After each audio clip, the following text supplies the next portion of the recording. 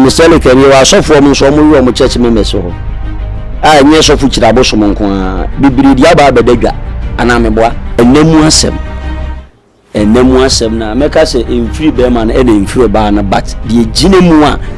wi ni nyina ba ye no enye die da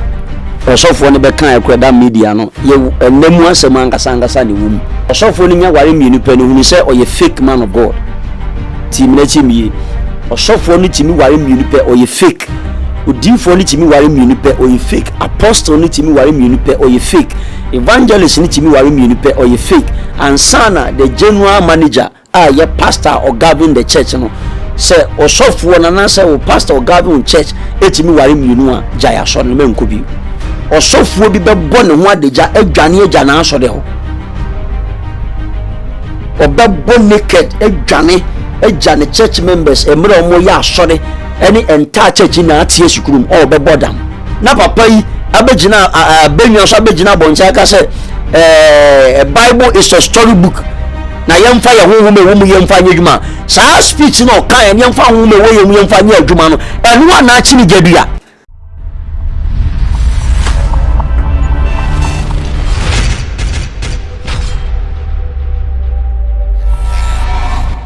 Erizian for Memao Akwaba Ereba Xposed so unya be malimo Elikem Kwame Amega and Amache Abel aha Xposed John Xposed just no Ghana and beyond na ensema eko beyond no na ya ni akopepe enkofo munim de na ombatumi akasa church ensremu de amaye nti ohun sama Jimmy Gwase ya na chesemeni onipa nenimu ede na menene ba betwetwe enkomo na ensembe ne ya ba betwetwe enkomo ensema ya betwetwe enkomo se osofo tu Abosom empempeni wonim se woye sofo na wodi asore ni mu ache na wonim se na yereso hu ofe na ene wenya akukudro tima begina ne platform so ayede camera ne nesini so na watch say ai wono de wojane yere na ne yere tetiniti wajane no ene nsensem bebre sa video ne circulate anam social media na watch say ono de woja ware no for na sundue ene oni oba foforo awo ema so no fefefe ene onim se omo na obetima ma na sundue na ono kra mpo no ono nimre mu no anade onimu no awadodo de eye obetima ware bebre uhwe ne nsoli ni muso a ema fefefe wo a obetumi ni omo aware seni ono openo na we ego son ma ebisa se eja osofo de e wo sanko gina sa simpie ni so ekasa sa e de kire ni members ana den o encourage members no enu nti na makofre Prophet Benard ana matwea ben Prophet Benard se ene ye ne ne entwetwe enkomo ebusuafo nyambre netina se mesel ansa na metwa me ho akwa aba no subscribe na share na Prophet Benard e won sema obeka e de afasa enkomo we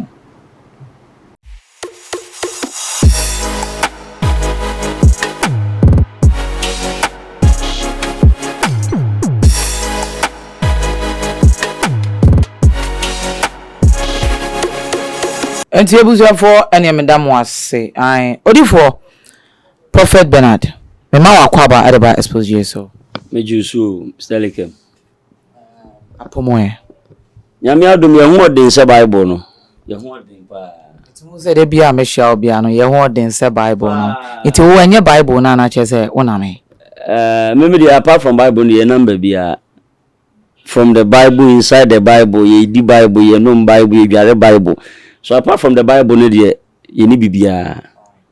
Okay, send here tiny watching and come on. You say you've been watching social media and young Kasabi Breno. When said software Abosom at the video be able in funny say not sorry and on the social media platform I walk say we divorce and the year and we share kase anymore. He talked in a manner biana I say ebimweni anjeho because o can say on any area then ejai na sorry ne kra no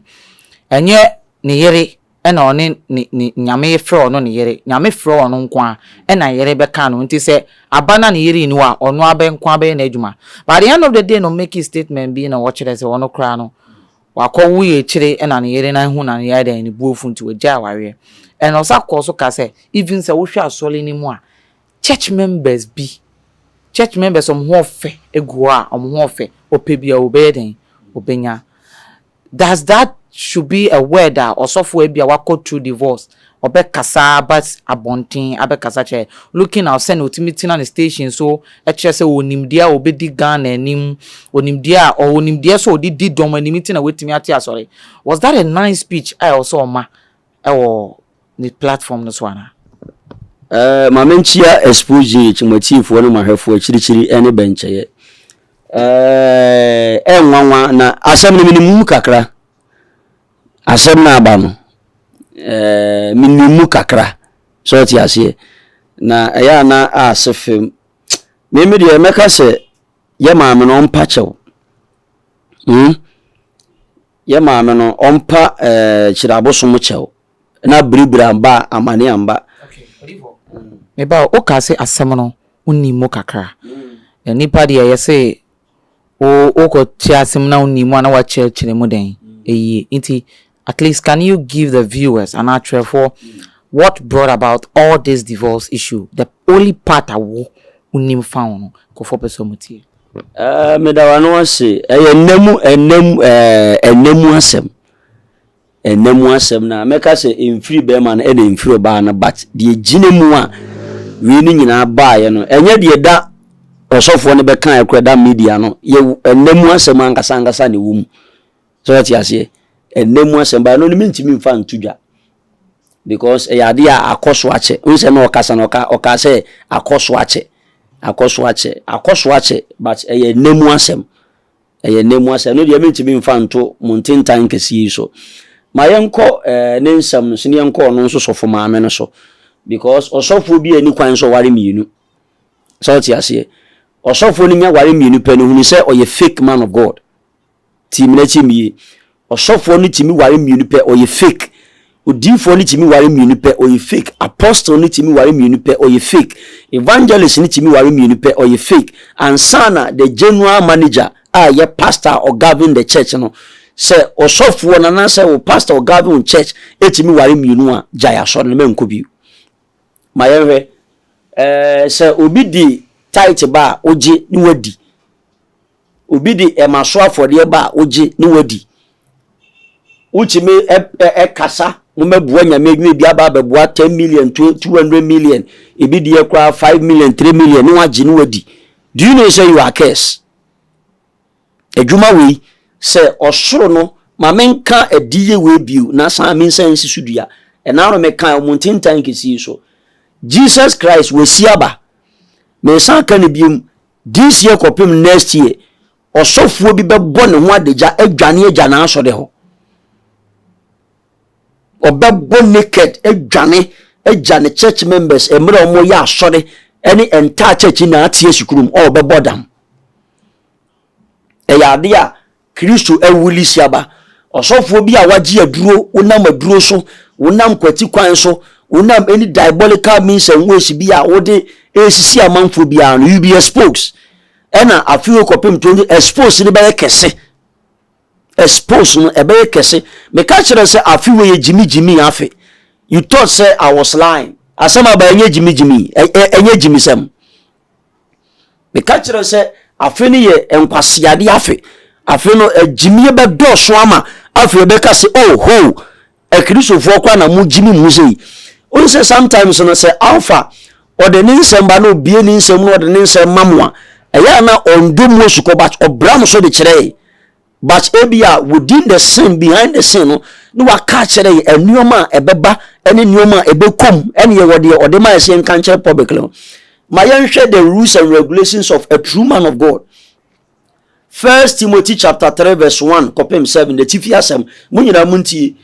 osi esua efata Kristofo asofo ye ka se esua suban a ode behunu se me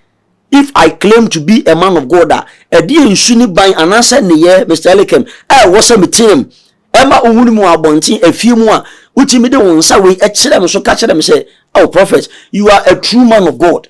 There is no doubt say you are a true man of God enuni or say no kwasem ni 1 Timothy chapter 3 verse 1 to 7 or say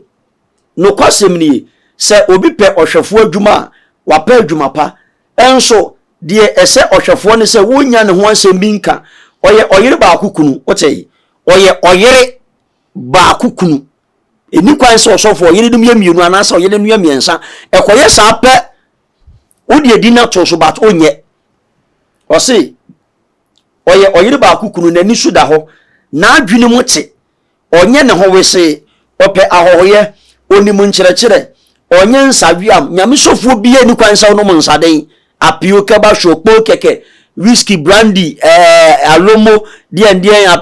gin na se oni kwan sa odi bi kawa no ose na adwene mu te onye ne ho wese ope ahohoye onimu nkyerɛkyerɛ onye nsawiam onye pupo na emum odwo nyame sofo bia onim na okontokwa wo yeyi wo free the Christian fraternity and the lineage of pastoral we no yeyi wo free da entube wo se na social media sofo bebiri na mo so mo jimi wo mo enkwase ade jokins ni wo jimi nko a onka nyame legends nyame asofo no o se na emum odwo onye atutumpe on so amanfo fie nsam ufiri anu aka de bi nyame sofo bi anyesa o se onye sika ne bere afensu verse 4 o se odi onwara ni fie su yi mane ma ehye na se animonyam nyina mu na wa hu fie su dia bed no akwa hwe nyame asafo wan kasa hu fie na bo obed na hwe nipa be 50,000 now da man so yesofo enti ye penhwe so pa bi ye penhwe na ho bi ye penhwe so papa bi a wan ne enko hwe no so ne emfa mo ye bra o sofo na nkasa no utisi akire udifo na nkasa no fefe maase uwibi wo baabi usisi bi unumbi ebe no nyaka cho se sofo na bible naka verse 5 osena se obi ehunu ni fie sudi a ebe den no be nyankopon asafo so verses ose onye abefo na wanhran anhwe obonsam atemuom 7 amedi twato ne aba asofo maame ne de no nso ose nanso esese wona wotete ne ho no eboni dimpa otei womo motwa wo sofo difo apostle evangelist pastor teacher womo motwa wo sie nyina meselikem e wo se anu we di bodi mpa because Kristo ni ho but uye Kristo hu mutuani e wasase we so ena ode ba o se na so se wona otiti ni boni di mpa na wanhwe ahohora ene obonsam atamum afei osofo maame de no sie hwei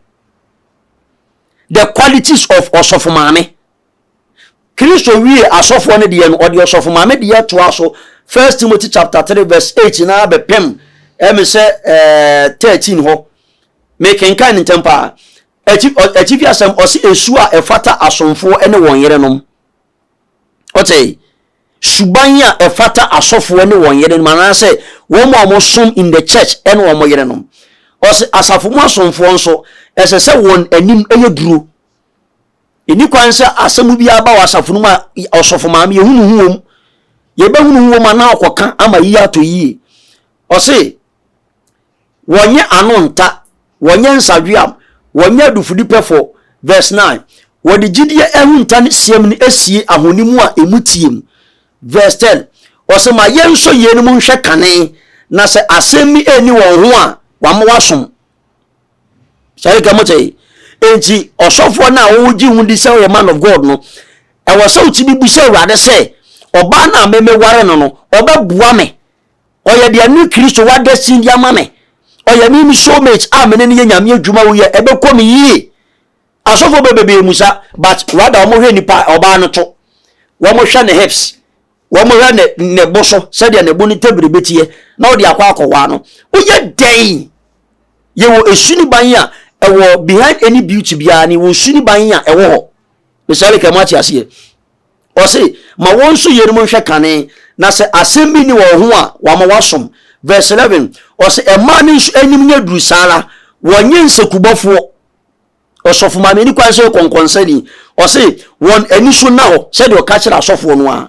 o se wonni ade nyina mu nokore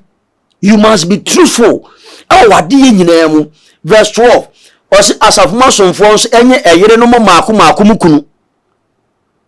asafo ma somfo so enye eyere no maako kunu otey osi afei osi anyone emma anyone fie su yiye osofo ni di ni fie su ye wo sofo maame no eye wo akwanya eni wadinya se wo se utimi edi fie su yiye ne ya fo se wo ye osofo maame ampara okay odifo mesale ke maame mfansi because the allegiance of as of mama no mugu Christian ni mu ase enche me de besi na afiato a enkomo so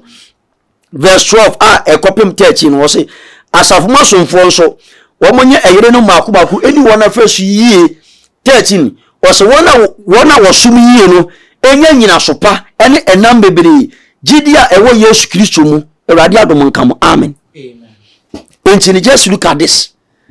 je umpie free wa catch ba be catch dey say wo sofo wo ye difo wo ye apostle ede e na kire nti se obi beye osofo obi beye nyame nipa ne ye ne nsema okekan any quotation a oboboye no it is ahwefo tia that is what you mean nti ene osofo Abosom de abeto a e kire say ofani area chi any obi akwo say wa fa the second wife o yenim but wonu obra fofo akwo no na che say wonye sofo papa biomana meme de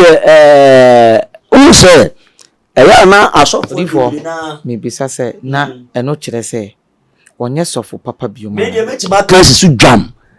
say the Bible na yen do nante no so no wo pia boncha be ka say Bible no story book ana o mekan it is a Bible no story book na yen de govern your Bible na wa bridge Bible no a Bible na wo condemn the Bible na say you enten enti wo di ahwefo bisa wo say is he a truly a man of God ebia no yede nyanta wanta woni ne nya kasakasa you are entitled say ubedi wa ofie su obeti be hunu say de obeka asem ba me magina asafo nanim that's what I say because in every church there are witches wizards demons as say ni pemom abetena sorry them they are portraying to be your church members but rather omunya ho asem ade omeye wo no unse on papa ni speech no kan say akonkonsanfo amu aso dem already meka e wo bedwam so what I say etini that means wa akonkonsanfo ti asori there and the radiation the chiwade ba ho ye konkonsani eno ne akase forever and never obi ati asori dem aye konkonsani wa wiye kwa de yenka it's like a match as etini say wo hwe this legion of men of God ene nyame anim agidin basadin boni wo man ga mu a na papa yi abegina benyo so abegina boncha ka say Bible is a story book na yemfa ye honhom ewo mu yemfa nya adwuma saa speech no kan yemfa honhom ewo ye mu yemfa nya adwuma no eno ana achi ni gadua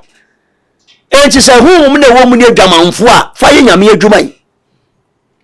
honhom na ewo mu ni esika ni bra Mr. Elikem fa ko nyame adwuma yi you cannot play with Alpha and Omega Kristo na ye kan wa samsan otisia enya sem papa mawo enti say wo ye ne huhu tuani na o kare nyame din o se me Awurade memenya pepa odin na ye de mimi din e de afraw so ati ase ebi mu betwere o monsan wo se me Awurade dia ebi mu atwere o bo ma bo so se Awurade ye me dia so ati ase a kire se wo ye Nyankopon hu tuani enti ni se wo bridge nyame asam na wo se nyame asam a Bible se eko bi nyansa ni nimdi a onkonko bu se Awurade na nyansa mfiti ase ni nyame suro enti odifo me be o coming back to it no now that means say quotation already here no who was talking about that to the church na Awurade nam nakoa Paul so eni Timothy kasa a kire Korinto asafo no because within the legion of men of God there were so many men of God that they were worshiping idols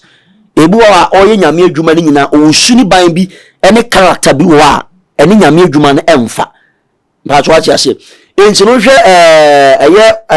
apostle Paul le subanda da na brabo da na wo mu no obe encounter Christ no echenyi totally na Kristo ebe peke no ebe blindfold no ede ne ko ne babi nche eme ye kwoti nani e wo sa ne ba ne nche o pa kire wo se enya ni keke ne afura wo ye bo woni fura firi wiase nioma ho na ye bie wani e wo nyame mu ye bie wa adwumi ni ache ho afidi ya nche nyina ho nti odifo say na apostle Paul and Timothy church ensem e de ma Corinthians for ensem ye de ma Corinthians for no e by force say yenso a ye di ekire no yenso yendi so ana perfectly 100% say yamfa asam na nse Bible ni mu a ene ye uni kwan se odi so so ti ase the moment e wo tworo konkruma e fa ne se e Awurade asam nko ade Bible se membu nwa bi aba wa tworo Jeremiah 16 verse 8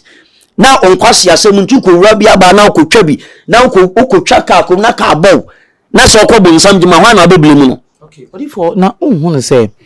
wohwe Bible mu a na emra ye kasa about Corinthians asemi. You see, at a particular time in the Bible, Corinthians 4 na onyo kasa you see, na unhu say na Paul e hye ne mra no wo hye se ne asofo no betime nya mre no metuma hwe asafo no so den eyie na enye se wo wale dodo a eye bone. Bible so bia nya onwa ankasa ne yere e na mekenkan scriptures kire no ayere no munya onwa ankasa omukunu ati ase asofo no nsunya omwa ankasa omo yere intimi ba o eye aware dodo no na eye bone ana wosofo na oware dodo no e na enye de ensenya me akwa bi so ware mienu e na wo ye nyame ba na peso bobra na si wi ya me nko ware mienu intimi ba o peso che me se intisi se me wo sofo twa Abosom wo yi obetuma ware tre na wotuma hwe na asole so a eno so ye mfom so untimi enwoki in the path of righteousness e wo nyame mu Udi die nti ama Abraham e wale Sarah okonya no da yere kan ho. Wantime nya otwen. Nimpa so ti ase. Wantime nya otwen in essence oni Sarah nam no. Oni Sarah nam na offense nyame bossa wasa e da no so no. God can not fulfill that promise. Enti o ma na bawa Hagar so ti ase. E twetwen no. E ma ne kofa yofunu. Say oh Abraham ma o yere Sarah ma nyini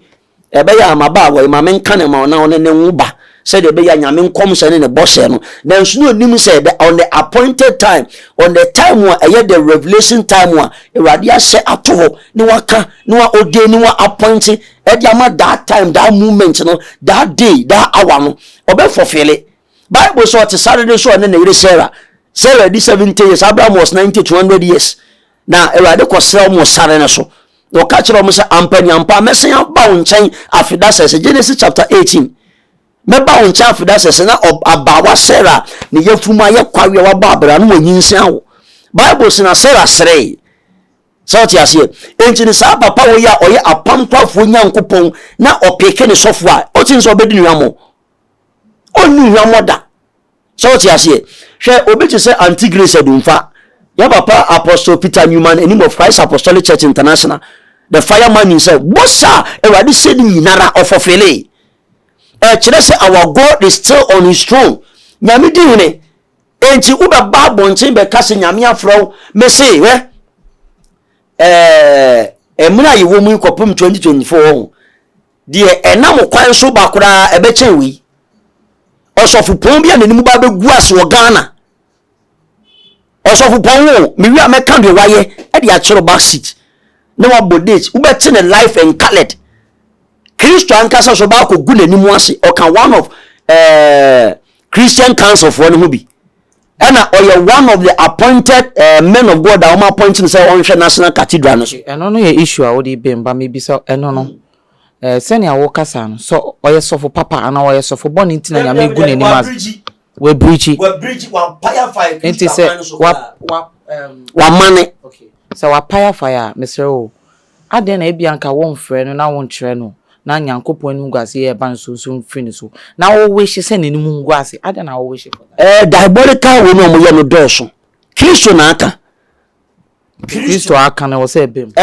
me ye na mekwa osofo bi enim guase en na ope o da bi enye sem na me pesa wo ye sofo no ehunu sofo die na okosi esumase ekoye esumase dwadie koye kata asese proye kankan no ba begina on the public nuisance ebeka say I am a man of God na so dia wo ye esumun in the dark no ehu emna Kristo so ompe o se o ka kire se oni no ni freni eni a odi nanti sumu a onku apoma enti say wo ye man of God na bokaro ka anya kire ka na cheso man of God enya Bible okuta na cheso man of God ye man of God wo mo ye nkwasiafo jimiye mu jimiye eno mo mutim all they know ni say enkwasiade jimia nkasa. Do you know say a man of God ni bi wo nchimi mfa bone nche? And so Bible talk about boniface and pembebri. Christianity is all about love and boniface. Enti wu nyame akwa nyame di fo ni chimi ma bopa e ma yekum nipa se nipa egu nipa ni mu ase enu nipa moja di aboa toilet elu opemfu akirade na enyan no a. Do you think say we ade abobeto yam? The American na that man of God, what do you say ba? Okay, say baba. Okay, back to the issue. What semono any the Bible now already my no. Say osofo de o ware was o ware baako. Baako pe. Na osofo tu Abosom so na say one na ware baako. No anasemo. All right. Okay. No anasema. But coming back to no. So does that mean say the church members there you betuma ware dodo ana? Oh, there you cannot. Now osofo ware dodo aye den ko ware dodo. Enti na Bible ka say onifre ni chiro onifre ni kwa omu nyina akoto amenem. So ti ase. Me no me wo say na say de ye dem paibo ni nyame ase na abehu me na me yede no mienu a. E de adwe na be kan fa me ho. Na mpo no bisa nse me sika ya ahe. Na makwa akohwe wi ma akwa akohwe wi ma. Say de be ya obenya asumdo obenya peace na odin no e be sustain in the system. Ni aka cho so wi nyame sofo ye ma wa mo Samuel no mo frɛ ni Israel mo frɛ no judge Bible say ordinary magina Israel man nyina ni mebusa say me di nkontompo ne ngarega ne dada ajobia dia me Samuel ma peta mensa onipa ni mfiri do mumra na me mo ho ensa mfama no Bible say Israel fo bi aka say da bi eja Samuel ummo nkontompo bia na Ewurade nam Samuel sisira Israel enega na asofo enega na difo eya de bia me ka say open a true prophet they are in hiding. True men of God, the true prophets, and they are in hiding. Do you know the majority of men of God are joining secret society in occultic kingdom nowadays? Oba 19 wa ahoche no hia no ntimi nti no no bridge no free Christo akwanso no policy no. What you say? Who abeka so na free ba odi ti akwa akosa adim. Eti wo no misale ke mo ko no umusa se asori yimu eya asori efiri nyame ena ye busa sa de so eya adekitwa bi. That was last week near ya sorry ye one night. E bompa ya mu 7 hours na ye ba ya beduru be ahomachetere na memane bi. Omo se da ye firi Kumasi ne ba na ye te nka wo BSTV na ye pese ubisa osofo ya seman na de osofo ne de aye na omo ba be ka me so munyai. E de na mpese mu no so ye pese hunu se osofo ne firi nyame a e na me fro mo ankasa bi gina altar nanim. Omo da ne omanim chi de members no. E na ibusa wa. Omo anda out no mu wi omo ko. So ti ase eno no enya ade bia eya ade bia eden ba ene no Kristofo bebre agimigimi asem mi nya ka na kopim se ya bebre na anim nyansa. So ti ase man of God bia no waka onto ade man of God bia ni kwanya se oto ade onyame fie ejuma akwase afofo na akwase akoju dwan ya. So ti ase reduduo enye ma asofo no enye e de ma members na iti o member wale a waye bone o member wale mi no ase ne no kwasia na agi ne dwan iti me ba o is aware dodo eye bone ana enye sare ke ma ti ase enye e be bo fom e be du ba bu anka sa be mu hu o be ma na ye aya e mi no na e ba ko e da wani ma mi no na e ba ko enye ne bre na ye one akono boni na ewurawura mu a eye de na akwa akwade ba akwa kan oyere ho enye akono boni a e na hun say men of God nowadays no target e dan ne ya so ne rade ka kire me say na obonefo ne na makonya bibiri so me ma no mo nware ye no mo nye nware se de be ya de ba no betima ba be san ho it is odifo onipa no so betuma because ohun ne say aware dudro ya eni wonanse no ena ma mba bi mu adane side chicks unsen bebre aba emba bi abedane lesbian emba bi say almost started lesbianism abraboboni sanka mema tumi ware dodo a even put the info Bible no kire say osofo de so obehwe asori nti on de wale baako na say no church members no omo no de omo betie nsem na bi owo ska obetuma ware 3 obetuma ware 4 na sa oba na nka so ye lesbian oba na nka so ye side chick no obetuma hwe mo no omo nko sati bie ni mo no o de bi me kan say stupidity the ntia me ka say stupidity ni say oba wabra bo ya nka be ma che wa o ti ase wabra bo eya kabema echewu ewa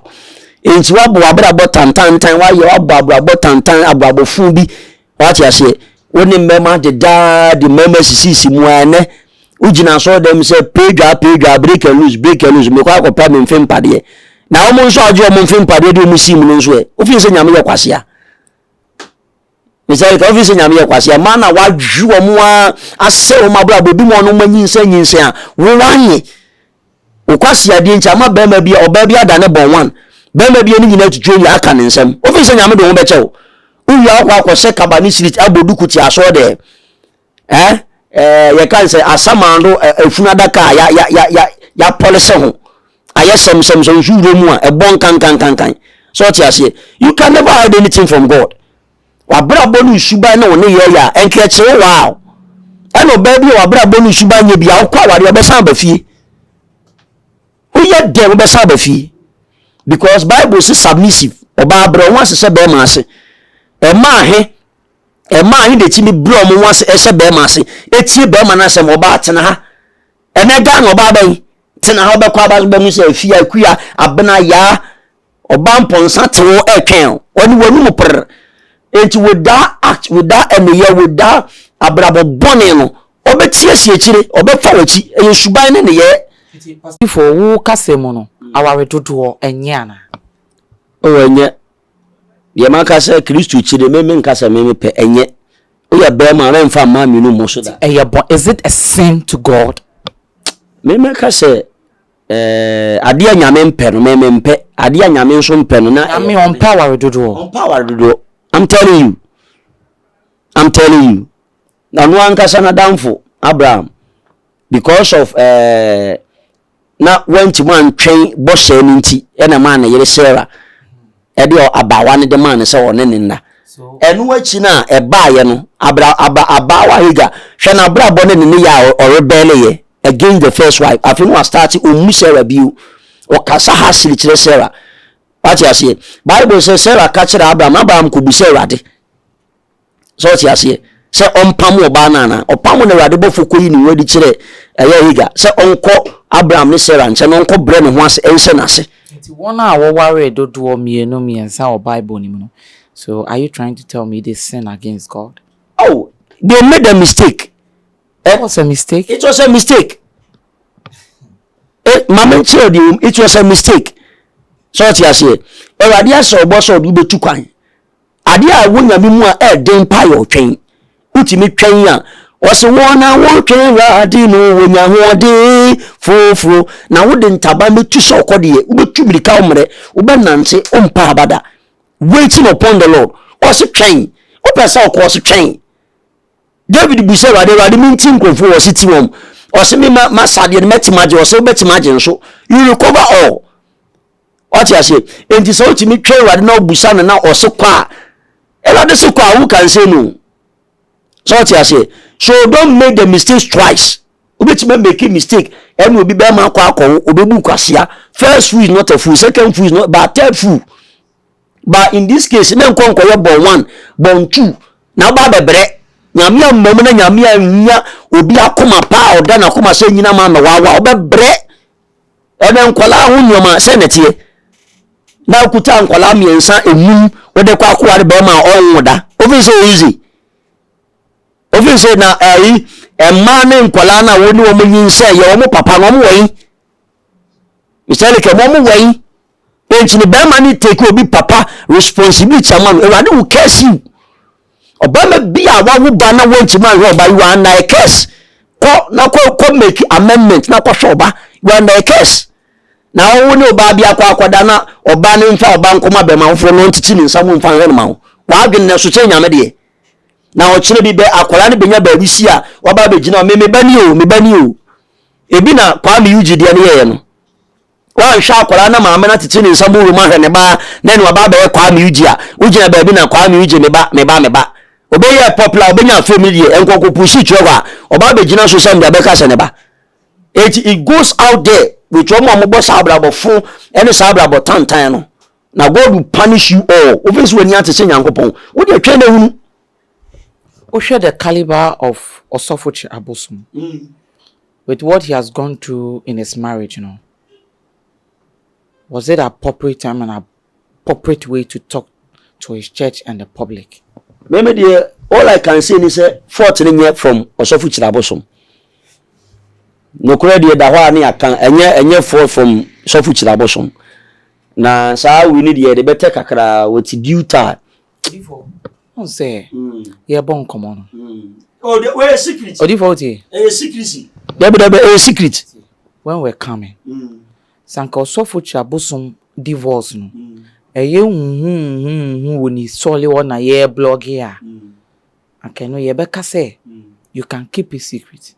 eye wonu no wa begina bonten say we divorce ono nso no wa begina wa ka kire say members go asole de wonti ono opebi omho ofe opebi obere ena me bisa say is it appropriate how he talked it is a woka say if it is secret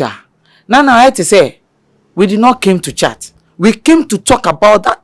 You say asemunti yanam. It's asemunti yanam. Hello, be secret. Mean for be secret into that. That is not more. It is no more a secret. It is a secret. Why is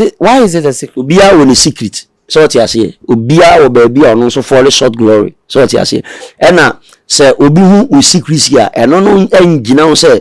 engina no fan stamp on ufa hudi. So what you say? 14 in free sofuchira Abosom. The bit makano. 14 in free sofuchira Abosom. And I mean bisa say his speeches that he made on the platform. Also for a walkasa will make a statement. Be say members go as solid ho. Ho for metima me pebia metuma fa. Asem ne ko fa asem ba. E wo sem nso mo mama adwen fast. Your friend you do me I do you. O ya me ameyew. So what you say? Enti no maybe the make say asem mu man me ba o ka say asem we. Oni for o patch say osofo wasole na e ma ho ofo wasole no onre om. Say de o pedi abonsam jim so da wani mo twen.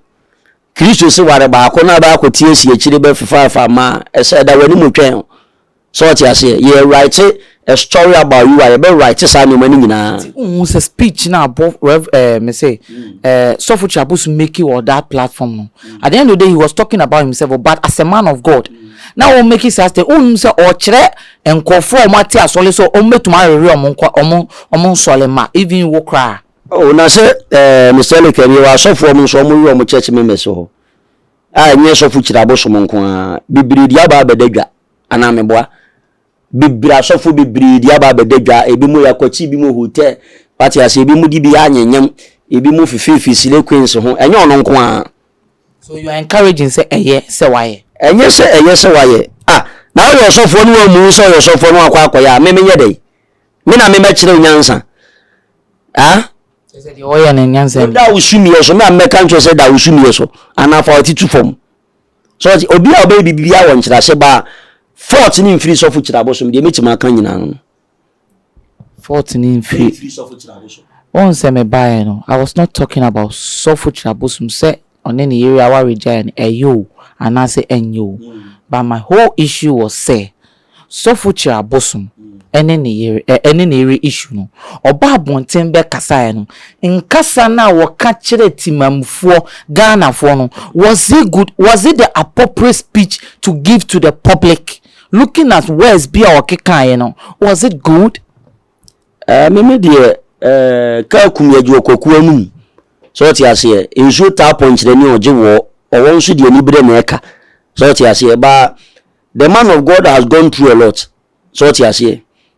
wa wonni mu na beka nkwase ade wa bonten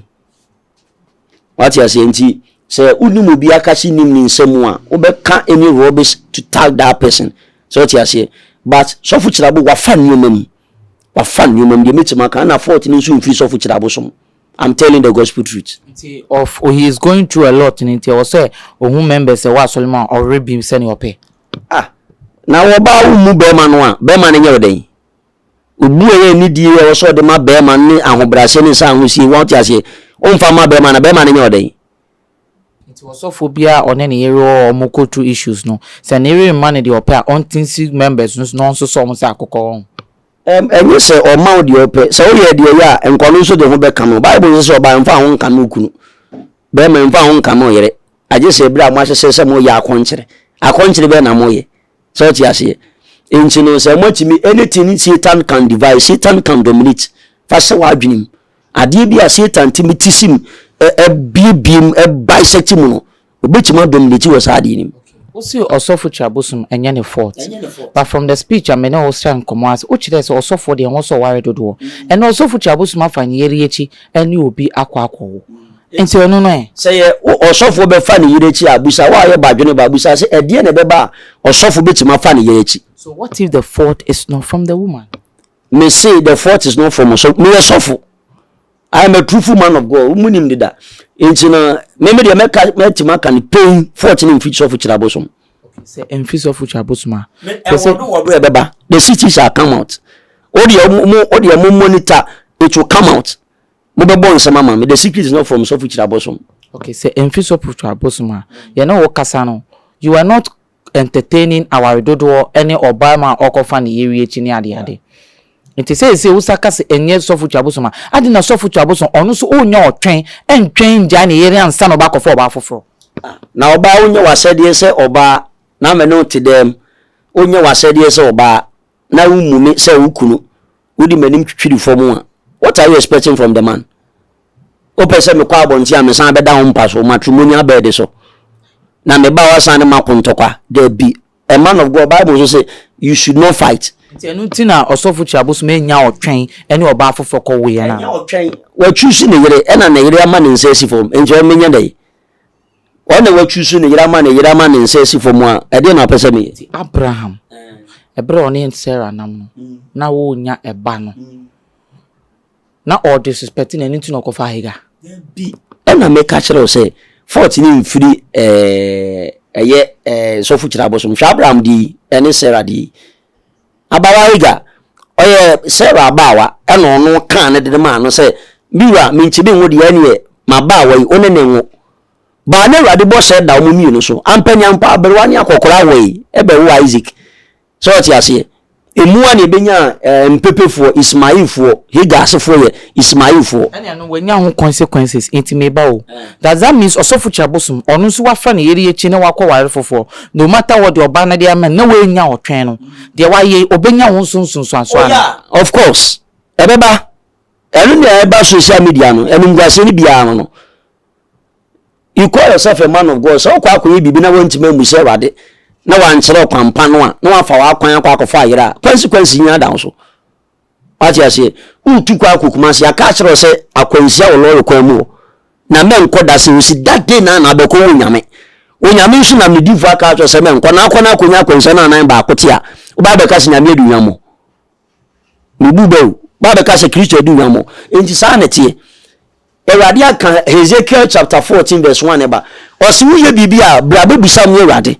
brana bebusa wankwan ko busa e no omode ayero garaga no omode ayero so which fault say asofo aware jaye e ya tosun e brebi etwem se Ghana for we fia ya asofo ni bi ye omotare wanufu majority of the men of God wanufu memenim madam for prophet bi ana menenu we see yes there every man half now for sofo ni we see yes there na wo ye ni 124 me na me metufo now the oye nunu se wo so jai odo be ma se man na se na ofefe man woni mi se wa do me wo sra na e ba fom me na me meka nkire wo so de ye sofo so wo hwe obiso me na me ye so nti na we ni tua no odi bon ne sa me ye difo so ye difo you call yourself a prophet odi na odi ko enti I say we nyame ni pa e hwe nkofo but as uma we ni da uma bone koso pa o o se makane ya kire wo fa asam nante na ko asam ni ma asam e Kristo asam enti ye prayer tower leader na ye osofo difo na wudi man wa asore e bo man na to ga me kanto se osofo jamana wudi wo no na nyame echi wade da ko bebu akam ebukamu a me baby malam CAC bala pass one of the branches omode ne ba okodi oba bi e mo ba na nyinsen awo e na oba ne de ne ba ne ba omo ya so ya na osofo me de oba na ba ogune ni ma se me na me ka che fa ma be ma mbre na fa ko so oba na se me na me ka che se jai na odi obo mpa break and loose fire wuja fire by for na obo na fire wo bie ni suja wono so ba retaliate so ti ase enti na Awurade aka the legion of men unti wa homre no uhu anu amampa gba timi One will be or yes, you when him at early hands anointing. No, atito. Okay. Now, on your minipa, and Pemprini, it is becoming a trend now. And I say, public because a baby Bayana Osofo Kofi Boache of Resurrection Power Ministry. And then the Benyan and some about offering and all that. At the end of the day, to ya na our Jaya na yede. Abim Amobano crack or ten, sorry. And then ama Asofo no modi a church name no mu 2 year for no. Omunya problem with their wife. Is it the choice of their wives and not the attitude of their wives? I say we mean kabi because me kokara bi my maybe nkomo ya frame or court say me my be chire the legion of men of God into no memra me man no court me kabi me say afiwe kopim na ese beto aba onye sofo aja sode no ti o odi adua sa sode na se de opemfo ahwe mogegu altar no so a kotutu na yi mogya ni nyina fira se na nye sa alpha no obi ka afiwe kopim na ese me se wo ha on ena no me ka cho se o wa so ibitima abuagum adwiri o te mankasim de no anamante one more ya so dia so nya se gudum so na so free nyame one more ko test building qualities of a building almost see free building no e je na so ni collapse e na so ni ebugum e na so ni wura asase ni mu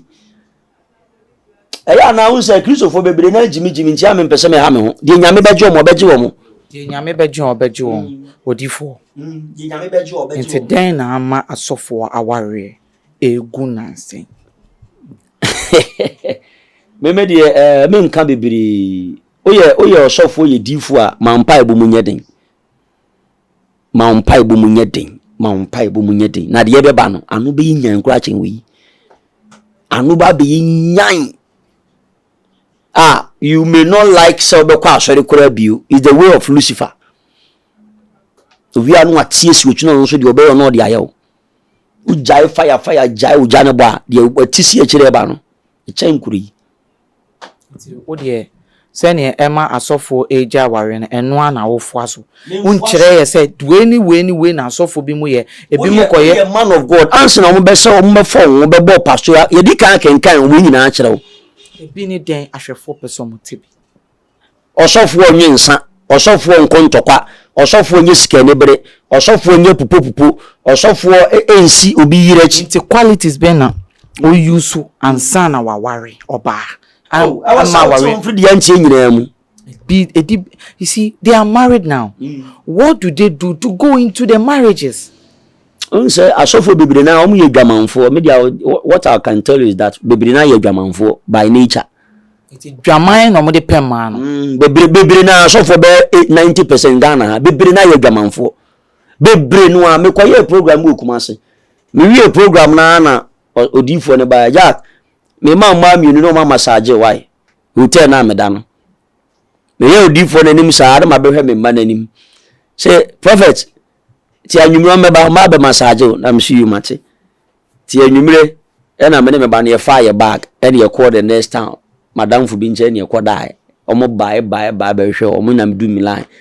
anaju 12 o'clock na me fire VIP bar straight to Accra because Christo nche sa ade no me ma ba be ye program on kronkwa yusu asese senkom e break lusu me san ma medi no mo san fa me wunsu san ko so de ntia me da bi enye adwuma ye ni da hot sabo wo ye ya hwe yi enye bia so keke me san so prophet won asem ba e chinkuri wo ba be ware no wo hwemu ye ansa na me gire so na be da na prophet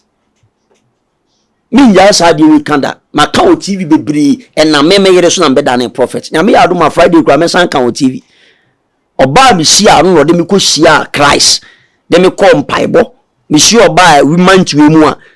the following month na me da mpaibo ase be ma be ne be oda we chira me so me da waiting itutumu se na se our jai bebre na ko asofo bi mu no omo no mo kwa ware no mam pise nyame omo hwe eto omo hwe nofo omo hwe body hips nantuo se de nantu positie ahofe se de otimi wo so ho se wo hwe sofo Abosom yeri a kokko jinem na me asore de me ya asore ma oba bi kwa ne nsa wo me nsam da say olavel enyo me nkodi na wampene me na me nkodi dey na se no wofe me wo fe me na ba beti aka me so fa mu so ko wani mu e me yo gba me jesia me wie e won fa o yere chi da me oba kwa bie ne namu wa asore de basa wo hwe me hwa me nkodi wanya papa wa hwe kra obodu am ye ni su da ho papa eni ehu anye tan se be mfa me ehu ya na me prayer of ni nya da ne ye ni hwe baabi ena me ma ne dia ade ba chese de dress kro nse bi enti wa ba so dia dress kro awon nse bi na kosi osofo dwamanfo a tafri bom skin spelele yi so hun sawo mi onu be twesa na boss nyina namu te mu amugu aso de mu nyina mo ye condemn yo wo adwene wo nyansa no nte ase mano ato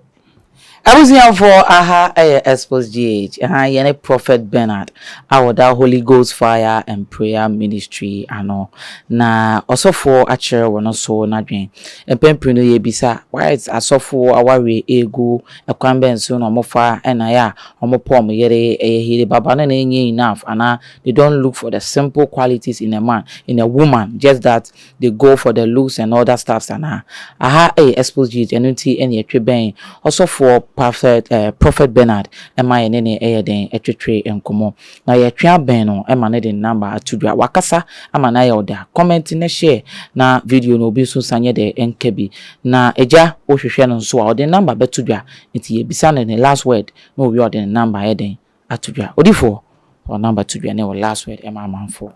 me last word American say muma enya hwe yi we are in the year of the witches afi we abayfo ne diso na nyame ya adomu a eye Friday we ye breaki evil port baako 7 said the last year ye breaki ye no I hope say na wo ho anana oni ho wasn't there actually ye breaki evil port baako 7 o baby e bom pa na nyame ya adoma Friday we o hwe me a baby a ye wo ye wa be market bar stop usia busase uko old eleganza house ye sa sorry ase anwumre 6 o'clock nya pon 10 eye mpai bon ko a no emergency no bibia rade bibia mpaebo ni mu a ye breaking mpaebo ni mu a ye casting mpaebo ni mu a ye bo adane mpaebo ni mu a ye mekanche so bia ye beifo ne ye bo ni tin so mpaebo wa afen so o free la pass na ba si wo fadama jansen usi wa ye bana kakraka bo ho buso bia sa uko old eleganza house if you na odifo ne ye mpaebo wo mu no obi a be kire wo pese o ne metwetwe nkomo a frame number we so 0249 631-876 0249 631-876 and answer 020-385-1633 020-385-1633 open me Facebook social media no so a Prophetic Benard Esiam bye bye on the Prophetic Benard Esiam or Shena also Xposed GH on all media platforms me amedi jumedie ebe o mede ne limo Elikem Kwame Amega ubetumi afreme efokent on all social media platform Xposed GH na me ankasa meti ezo hwe me a ko all social media platform bone efokent ai na yen share post ne yen kasa yen mon komo ai ebrabo na so na yeden yebo ensem no etwi kobrema ya me fa ede abro na nipa oye cameraman ogina camera na etwi etwa me ne wo na etwa me na wo so wo hwe me na aye ofani na no enye wo bia say Yamson the Jamaica Yamson ba ko pe ai opa ko Facebook the den the Yamson Jamaica ai the Arsenal supporter me Arsenal J company na ogusutuem eneso mu juomani nti ono so abona adwuma ede amayem na aha ena medemu ebesi mesel subscribe na share video no so yeden amayem na o bibia opese wo bon dero being any advertising program efa o business ho ade na oton shop na o oni o ye tailor oton obie boutique edebe na wo ye opese bon dero ma I make catch us Xposed GH be bon won nyuma dero ede amount for number no na oni entwetwe enkomo ohia bibie kra na pese ye ba na be a video ede ma na bon wasem dero ma for number no na oni entwetwe enkomo me amede dwumadie ebe ono ma crowd that sende ye be se hia bye bye.